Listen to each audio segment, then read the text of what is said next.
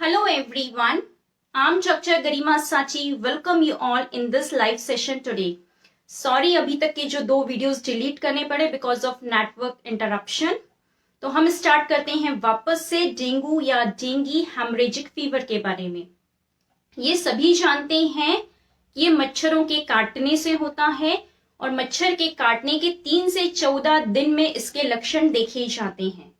वो क्या होते हैं ये भी लगभग सभी लोग जानते हैं, स्टिल हम रिपीट करते हैं। फीवर बहुत तेज आएगा, 104 से 105 डिग्री तक फीवर रहता है। ये सबसे पहला सिम्टम है। इसके अलावा हेडेक होता है, तो आंखों के पीछे ज्यादा दर्द होता है, आईबॉल्स में पेन होता है और हेडेक होता है बहुत सीवियर।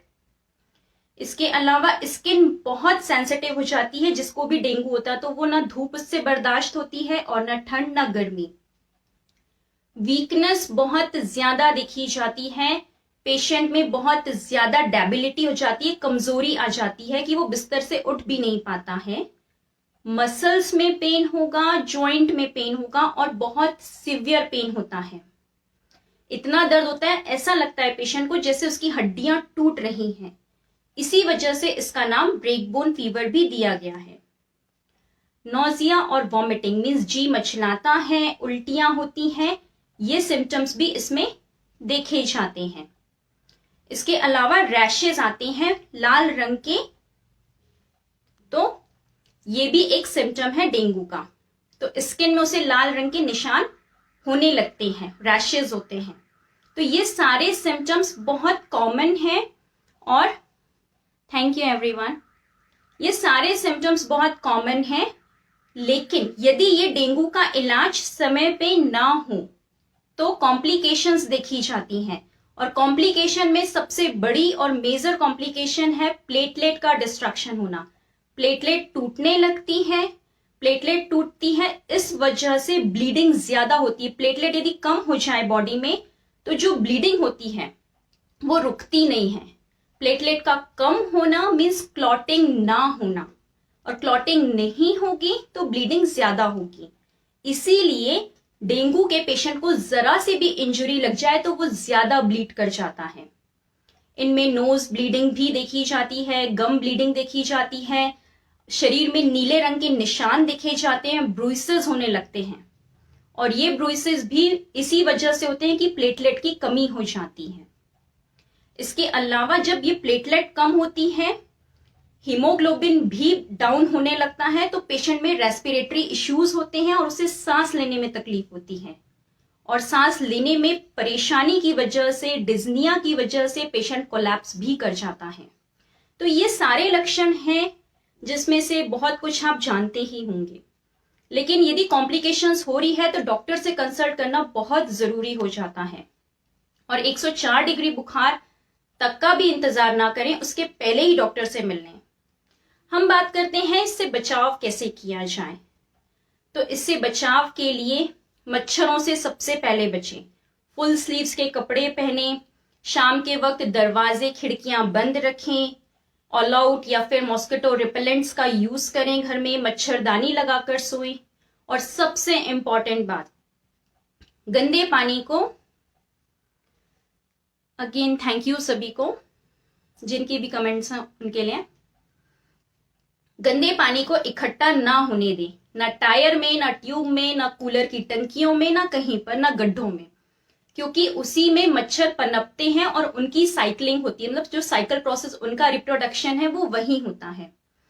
तो मच्छरों को पनपने ना दें और उससे बचाव करें। चलिए अब हम बात करते हैं इसकी कुछ होम्योपैथिक मेडिसिन की।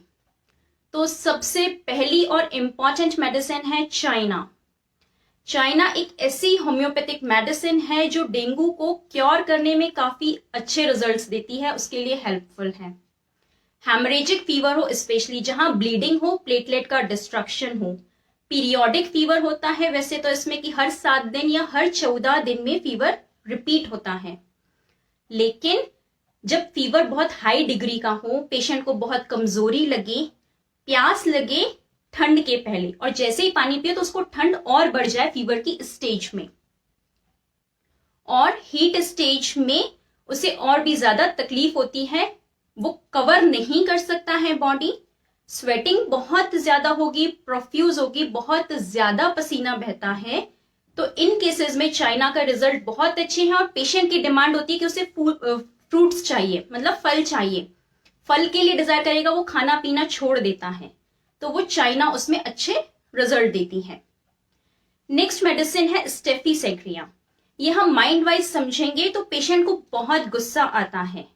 एलिमेंट्स होते हैं सप्रेस्ड एंगर के, मीन्स जैसे आज किसी ने डांट दिया, फॉर एग्जाम्पल एक छोटे बच्चे को डांट दिया और उसे डेंगू हुआ, हम उससे कॉज लेंगे तो पता चलेगा कि उसको डांट पड़ी थी, उसे बहुत गुस्सा आया, किसी बड़े ने डांटा था और वो रिप्लाई नहीं कर पाया, गुस्सा बहुत तेज वॉयलेंट था, सिवियर एंगर था, तो हमने कॉज समझा था कि सप्रेस्ड एंगर है, गुस्सा बहुत आया, लेकिन उसका रिएक्शन क्या है, जहां डेथ डिजायर हो कि ऐसी जिंदगी जीने से अच्छा है हम मर जाएं, वहां पर प्लेटलेट काउंट बहुत कम होते हैं और पेशेंट डेथ तक जाता है। तो इन केसेस में स्टेफीसेग्रिया के रिजल्ट बहुत अच्छे हैं। नेक्स्ट मेडिसिन की बात करते हैं, दैट इज चिनिनम सल्फ, जहां वाइटल फ्लूइड का बहुत ज्यादा लॉस हो जाए, जैसे वॉमिटिंग या डायरिया की वजह से, डेंगू हुआ, फीवर आया, बहुत ज्यादा वॉमिटिंग, डायरिया हो गई, फ्लूइड लॉस हो गया, बहुत ज्यादा वीकनेस आ गई, बहुत ज्यादा चक्कर आ रहे हैं पेशेंट को, कानों में कुछ बजिंग साउंड सुनाई दे रहा है, जैसे कोई मधुमक्खी बोल रही हो, कंटिन्यूअस हमिंग बजिंग साउंड हो, साथ ही साथ हीमोग्लोबिन डिस्ट्रॉय होता जाए, आरबीसीज कम होती जाए और ल्यूकोसाइटोसिस मींस डब्ल्यूबीसीज बढ़ती जाए, इन केसेस में चिनिनम सल्फ के रिजल्ट बहुत अच्छे हैं। नेक्स्ट मेडिसिन की बात करें तो वो है नक्स वोमिका, जहां एलोपैथिक मेडिसिन की ओवर ड्रगिंग हो गई है और उसके बाद प्लेटलेट काउंट्स बहुत ज्यादा डिस्ट्रॉय हो, प्लेटलेट काउंट्स गिरते ही जाए, मीन्स पेशेंट हॉस्पिटलाइज तो है, उसकी मेडिसिन चल रही हैं, ड्रिप्स लगी हैं, सब कुछ चल रहा है, सारा ट्रीटमेंट है, स्टिल प्लेटलेट काउंट डाउन होते जा रहे हैं, तो एलोपैथिक मेडिसिन की ओवर ड्रगिंग को नक्स वोमिका कम करती है और पेशेंट को रिकवर करती है। नेक्स्ट मेडिसिन है यूपेटोरियम, ये होती है ब्रेक बोन फीवर के लिए, मीन्स डेंगू के लिए, बहुत अच्छे रिजल्ट्स हैं इसके, ये बहुत ज्यादा स्पेसिफिक रेमेडी भी कहलाती है और इसका जो जॉइंट पेन होता है बहुत सीवियर होता है, बहुत वायलेंट होता है, पेशेंट को लगता है इसमें एग्जैक्टली कि जैसे किसी ने हड्डियां इसकी तोड़ दी हों। नक्स वोमिका का जो भी हमने समझा था उसमें जो है हम थोड़ा सा नेचर भी कंसिडर करते हैं, दैट इज इरिटेबल, बहुत चिड़चिड़ा रहेगा, पेशेंट हॉस्पिटल में बहुत गुस्से में रहेगा, बहुत चिड़चिड़ाएगा और घर जाने के लिए बोलता है कि मुझे यहाँ रहना नहीं है, मतलब मेरे साथ क्या कर रहे हो, ये इतनी सारी क्या इंजेक्शंस लगा रखे हैं, तो बहुत इरिटेबल नेचर का भी रहेगा। और yes, nux vomica is the best antidote for allopathic medicines. Last medicine की बात करें तो वो है जलसीमियम। तो जलसीमियम में जब सिम्टम्स पेशेंट के ऐसे हो कि बहुत डल हो, ड्राउजी हो, डिजीनेस हो, चक्कर आ रहे हो, बिल्कुल पड़ा हुआ हो बिस्तर में, उठ नहीं पा रहा हो, बहुत ज्यादा कमजोरी हो और फीवर हाई ग्रेड हो, तब इन केसेस में जलसीमियम भी हेल्पफुल हो सकती है। तो ये कुछ होम्योपैथिक मेडिसिन हैं जिनका डेंगू पे अच्छा रिजल्ट है। स्टिल ये सिर्फ हमने आपको नॉलेज दिया है, किसी भी डॉक्टर से कंसल्ट किए बिना होम्योपैथिक मेडिसिन भी आप नहीं लीजिएगा। आपके सिम्टम्स आ रहे हैं, आप अपने नियर बाय किसी भी होम्योपैथिक डॉक्टर से मिलिए, उनसे बात कीजिए, उनसे पूछिए, समझिए, फिर आप मेडिसिन लीजिए। ये मेडिसिन हेल्पफुल है, लेकिन जब तक हम सिम्टम्स प्रॉपरली मैच ना करें तब तक हम इसे प्रिस्क्राइब नहीं करते हैं। ये हमने बहुत ब्रीफ में बताया है। चलिए, आज का टॉपिक यहीं कंप्लीट होता है। सभी के कमेंट्स के लिए थैंक यू सो मच, और आप सभी हमसे जुड़े रहिए। Stay connected to stay healthy. Thank you.